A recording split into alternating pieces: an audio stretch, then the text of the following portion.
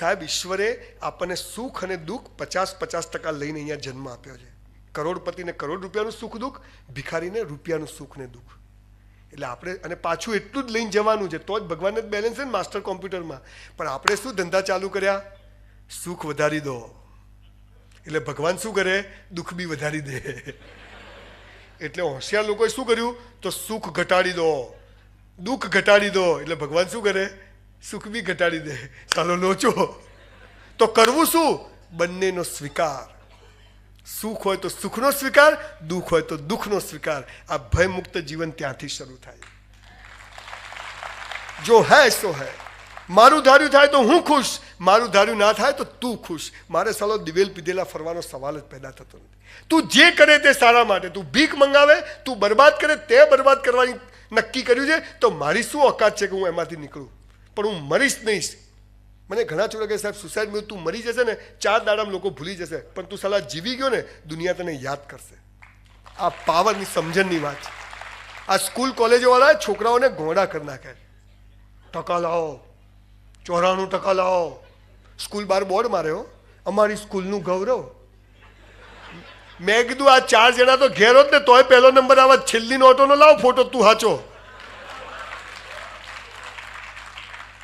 ગાંધીજી જેવા બનો. કસ્તુરબા ક્યાંથી લાવવાના? તમારે હાલા કેવું છે ખાલી ખાલી?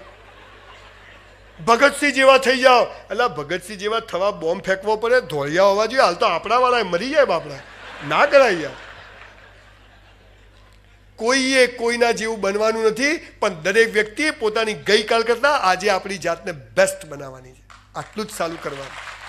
ભાડમાં જાય. સિગરેટ પીવાની ઈચ્છા થશે, રોડ ઉપર ઉભો રહીને પીશ, હંતાઈને નહીં પીવું. છોડવી છે પણ છૂટતી નથી. સલા મરી જાય ને પાર આવે. તું સિગરેટ તારા માટે છે, તું સિગરેટ માટે છે. સાહેબ 1500 થી વધુ લોકોને વ્યસન છોડાવી દીધું એક જ કલાકમાં. અને તમને કહું છું, કોઈને દારૂ મસાલા ગુટકા 1 કલાકમાં છોડાવી ના દઉં ને, તમારે ત્યાં કચરા પોતું કરવા આવી જઈશ. આ ચેલેન્જ મારીને કહું છું. કેમ કે જિંદગીનો અસલી નશો ચડે ને તો આ ડુપ્લિકેટ નશાની સાલી જરૂર જ નથી. પણ અસલી નશો લાવવો ક્યાંથી? લગાવો. કોકને લાફો મારવો જ પેગ મારવો પડે. અને આપણે તો એમને જ બેહતી કરવાની. સાલા 1 મારશો તો એ 2 મારશે, પણ પહેલો તો હું જ મારીશ. આ પાવર આવી જાય. જો હૈ સો હૈ. મારું મોત પણ ઘટના નક્કી છે. આ સમજ આવી જાય. મારા કરતાં એના પ્લાન મોટા છે. માણસ મસ્ત જીવી શકે. પણ એને સવારથી સાંજ સુધી દિવેલ પીધેલો, સહેજ ખુશ થયો નથી. તારું ધ્યાન ક્યાં છે? અને એટલે તમને બધાને સાયકલ આવડે છે? સાલી પહેલી વાર જ્યારે સાયકલ શીખીએ ને તો સાલી પપ્પા ગમે એટલી પકડે ને હાલી નમી જ જાય. એમ થાય સાલું વિમાન સહેલું હશે, પણ આ અઘરું છે. અને પછી આવડી જાય, પછી હાથ છૂટતા, પછી દાંત બી છૂટતા. Over confidence. આ સાયકલ ચલાવવાની વાત બહુ મહત્વની વાત છે. અમેરિકામાં એક કરોડપતિ માણસે બહુ નુકસાન કર્યું, તો રેલવેના પાટા પર જઈને હુઈ ગયો. બૈરી બી જતી રહી.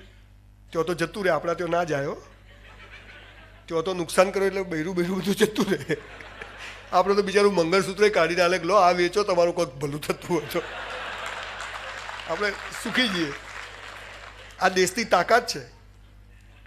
તો પેલો કરોડપતિ માણસ, આ તાકાત શું છે? વિવેકાનંદ જ્યારે શિકાગોની ધર્મ પરિષદમાં લેક્ચર આપીને બહાર ગયા ને, મને યાદ કરાવજો પેલા નુકસાન કરી વાર્તામાં તમને કહેવાની છે. તો પેલો વિવેકાનંદ બહાર નીકળ્યા એટલે એક ધોરિયાએ પૂછ્યું, આપકો कैसा लगता है? આપણા તો પેલો પૂરમાં તણાતો હોય ને તો કે આપકો कैसा लगता है? એટલે એને બહાર કાઢતું, સારું જ લાગે છે. ત્યારે વિવેકાનંદને એક ધોરિયાએ પૂછ્યું કે શું બાવા જેવા કપડાં પહેરો, જરા સૂટ બૂટ પહેરો, પર્સનાલિટી પડે. ત્યારે વિવેકાનંદે બહુ સરસ જવાબ આપ્યો હતો કે તમારા દેશમાં તમારા કપડાં ને જૂતા તમારું વ્યક્તિત્વ નક્કી કરે છે. મારા દેશમાં મારા સંસ્કારો ને મારી સંસ્કૃતિ મારું વ્યક્તિત્વ નક્કી કરે. એ શું રોમ જોડે તો યાર બોલો સારું બાપુ, બીજું તો ચીલ લેવા છે. પેલા કરોડો રૂપિયાનું નુકસાન, 10 કરોડનું નુકસાન થયું, પાટા પર જઈને હુઈ ગયો. ટ્રેન સામેથી આવે ને એવામાં અમેરિકાનો એક કરોડપતિ માણસ, સફેદ કપડાં, બૂટ, વ્હાઇટ કપડાં, રોક ફેલર જેવો એક માણસ ત્યાંથી આવ્યો. કારણ કે હે શું થયું? એટલે ઇંગ્લિશમાં કીધું. એટલે નુકસાન થઈ ગયું. મને શું આવડતું નહીં ઇંગ્લિશ બાપુ, અને તમને નહીં જ આવડતું હોય, આપણે એમાં પડવું નથી. એટલે પેલા કીધું કે એમાં શું કે અરે કે 10 કરોડ પેલા ખિસ્સામાંથી ચેકબુક કાઢી 5-5 કરોડના 2 ચેક લખ્યા કે લે. પેલો કે સાલો મને મારી પર વિશ્વાસ નહીં, અને મારી પર વિશ્વાસ છે. ઘણીવાર જીવનમાં ગામને આપણા પર વિશ્વાસ હોય પણ આપણને આપણી પર નહીં હોતો. પેલો ઊભો થયો, બાપુ ભગવાન તમારું. પેલો કે જા મજા કર. પેલો તો ગયો ઘેર જઈ અને ભગવાનના મંદિરમાં 2 ચેક મૂક્યા. અને આપણે શું કરીએ, સીધા બેંકમાં. સાલો ફરી જાય તો લઈ જ લો હાલ. એને મૂક્યા ને એને શું કીધું કે મેં આટલું બધું નુકસાન કર્યું તો હું એક પ્રયત્ન કરું, અને જો વધુ નુકસાન થશે તો આ ચેક વટાઈશ. એને ચેક મૂક્યા. મહિનો, 2 મહિના, 3 મહિના, 6 મહિનામાં સાહેબ બધું સીધું પડવા માંડ્યું, અને એના નુકસાનમાંથી બહાર આવી ગયો. એને તરત પેલા ચેક લીધા. આપણે તો વટાઈ દઈએ હો, મારું મારા બાપનું, તારા મારો ભાગ. પેલો ચેક લઈ અને સીધો ગયો પાછો. અને સવારે પેલો સફેદ કપડાવાળો માણસ ત્યાંથી કે હે જેન્ટલમેન, હાય ગુડ મોર્નિંગ. કે બાપુ એવામાં પાછળ 4 પોલીસવાળા પેલી ગાયો પકડવાનું પાંજરું આવે ને એવું લઈને આવ્યા, અને પેલા સફેદ કપડાવાળા માણસને ટાંગા ટોળી કરીને ફેંક્યો અંદર. પેલો કે હે, અરે કે આ તો ગોળો છે, જેને તેને ચેકો હાલ દેજે રોજ. બસ હું તમને ચેકો હાલવા આવ્યો છું બાપુ, બીજું મારું કોઈ કામ નથી. મારી કોઈ વાત, કોઈ શબ્દથી કદાચ કોઈના જીવનમાં કંઈક પરિવર્તન આવે. આજે જ હું કોઈ વ્યક્તિના ત્યાં ગયો હતો, તેની મમ્મીએ એમ કીધું કે સંજયભાઈ તમે આને ના મળ્યા તો આ છોકરો સુસાઇડ કરવાનો. તો મને આજે ખબર પડી. એટલે મને એમ થયું કે આ કામ હું ચાલુ રાખું. કદાચ આનાથી લોકોના જીવનમાં પરિવર્તન ચોક્કસ આવે છે. અને શબ્દોની તાકાત છે કે જે માણસને માર પણ ખવડાવે ને માલ પણ ખવડાવે. હું તમને ગાળ બોલું, તમે લાફો મારો, હું સાચ વાત કરું, તમે તાળી પાડો. તો શબ્દની તાકાત છે. હવે મારો વિષય શરૂ કરું છું. આ તો મેં તમને કહો ના પ્યાર એનું ટ્રેલર બતાવ્યું. પિક્ચર હવે શરૂ કરું છું.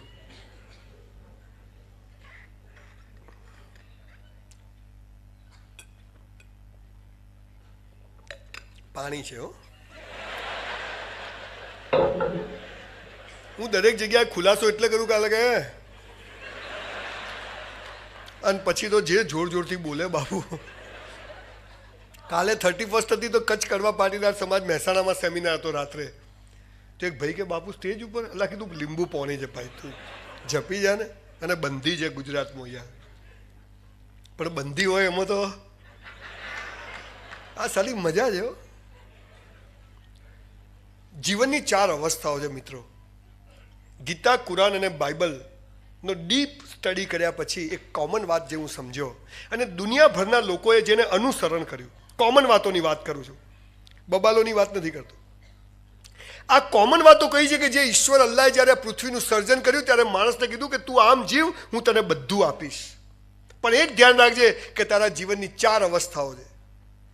પહેલું છે તારો ધર્મ, બીજું છે પૈસા કમાવા, સક્સેસ થવું, ત્રીજું છે પ્રેમ થવો, લગ્ન થવા, અવર સેક્સ્યુઅલ લાઈફ, અને ચોથું છે મોક્ષ. હે મનુષ્ય, પહેલું ને છેલ્લું તું કરજે, અને બીજું ને ત્રીજું મારી પર છોડી દેજે. આપણે શું ધંધા ચાલુ કર્યા? આ 2 હું કરું, આ 2 તું કર. દિવેલ પીધેલા ફરવાના છે. જેના ખેતરમાં, જેના ઘરમાં બેઠા છો, એના નિયમો નહીં પાડો તો બનવાનું નથી. આ પૃથ્વીનો જે માલિક છે, આખા જહાનનો જે માલિક છે, એક ઈશ્વર, એક અલ્લાહ, નિર્ગુણ નિરાકાર, જેનો કોઈ રંગ રૂપ આકાર નથી, એક શક્તિ છે. એને એમ કહ્યું કે તું આ 2 ના કર, આ 2 કર, આ 2 કર, તો આ 2 હું તને આપીશ. તમને ખબર છે પેલા કાળિયાઓ માઇકલ જેક્સન ને બધા ગીતો ગાય એટલે યો યો, ખબર છે? એ આ કહે છે કે આ 2 કરો, આ 2 ના કરો. તમે યાર સમજતા નથી. યો યો એટલે આપણે પાછા કે ફોટો પાડો, એ એમ નહીં, એમ કહે છે કે આ 2 કરો, આ 2 ના કરો. સીધી વાત તો સારી ફાવતી જ નહીં આપણને. ધોળી કાળિયા કરે તો મજા, અને આપણે કરે કે હે આ શું હે.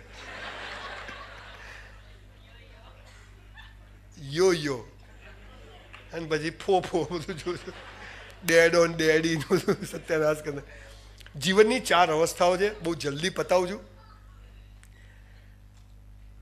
પહેલું છે ધર્મ, જે આપણે કરવાનું છે, બીજું છે પૈસા કમાવા, ત્રીજું છે લગ્ન થવા, આ 2 ઈશ્વરના હાથમાં છે, અલ્લાહના હાથમાં છે, અને ચોથું છે મોક્ષ, જે આપણા હાથમાં છે. આપણે આ બે નથી કરતા ને આ બે જ કરીએ છીએ. એનું કારણ કે સમાજે ચારે ચારની વ્યાખ્યાઓ ખોટી સમજાઈ છે, અને ખોટી સમજાઈ છે એટલે બધા જ ખોટું કરે છે. એટલે એને જોઈને આવનારી પેઢી પણ બધી ખોટું કરે છે, અને એટલે કોઈ હસતું નથી એટલે આવનારી પેઢી પણ હસવાની નથી. અને બધા દિવેલ પીધેલા ગયા, આપણે પણ દિવેલ પીધેલા જઈશું, અને આપણા બાળકો પણ દિવેલ પીધેલા જશે. જય શ્રી કૃષ્ણ. પહેલું છે ધર્મ. હવે જે ભગવાને ઈશ્વરે અલ્લાહે જે વાત કરી હતી એની વ્યાખ્યા તમને કહી દઉં. કરવું જ કરજો ને, તેલ લેવા જાઓ, આપણા બાપાને શું જાય.